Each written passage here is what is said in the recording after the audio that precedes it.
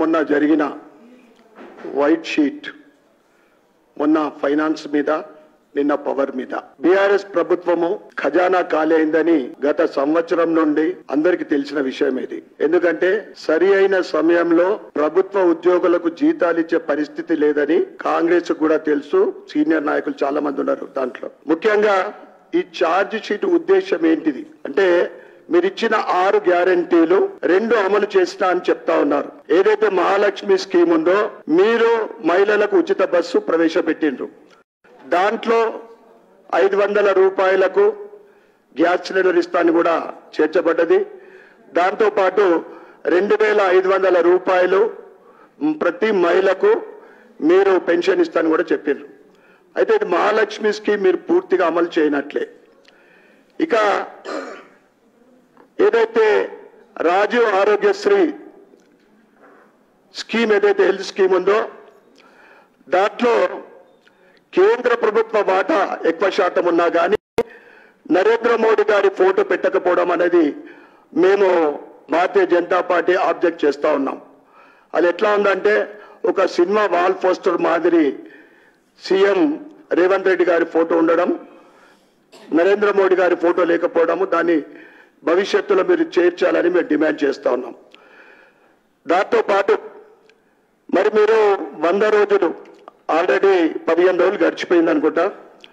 మీరు మిగతా 4 గ్యారంటీలు, ఏదైతే మహిళలకు ఇల్లు లేని వారికి ఇందిరమ్మ ఇల్లు, 4000 రూపాయల పెన్షను, రైతులకు ఒకే దఫా 2 లక్షల రుణమాఫీ, ఇవన్నీ మీరు ఇచ్చిన హామీలు ఏవైతే ఉన్నాయో, మరి నిన్న మొన్న జరిగిన ఫైనాన్స్ స్టేటస్ చూపెట్టి ప్రజలకు మీరు ఏం చెప్పదలుచుకున్నారు?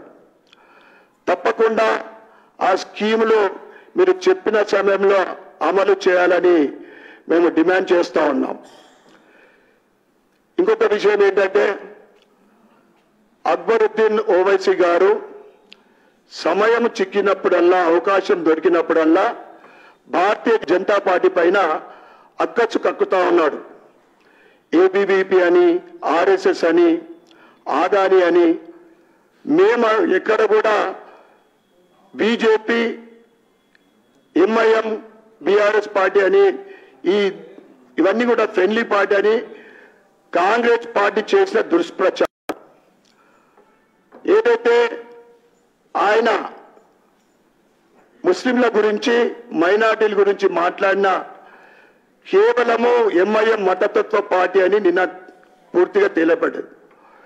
భారతీయ జనతా పార్టీ ఒకే పార్టీ, దేశంలో సెక్యులర్ పార్టీ, అన్ని మతాలకు, అన్ని వర్గాలకు సమానంగా చూస్తున్న పార్టీ భారతీయ జనతా పార్టీ. ఆయన మైనార్టీల గురించి, ముస్లిం సోదరుల గురించి నేను ఏదైనా త్యాగం చేయడానికి సిద్ధమని చెప్పింది. చాలా సంతోషము. అదేవిధంగా మెజార్టీ ఉన్న ఈ తెలంగాణ రాష్ట్రంలో హిందువులు కూడా ఒకసారి ఆలోచించాలని నేను హిందూ బంధువులందరికీ కూడా కోరుతా ఉన్నా. తప్పకుండా Bharatiya Janata party secular party అని చెప్పడం జరిగింది. అందరి గురించి మాట్లాడే పార్టీ, అన్ని సమానంగా. ఎందుకంటే సబ్కా సాత్, సబ్కా వికాస్, సబ్కా విశ్వాస్ అనే నినాదంతో ముందుకు సాగుతా ఉంది. కనుక మరి ఒక్కసారి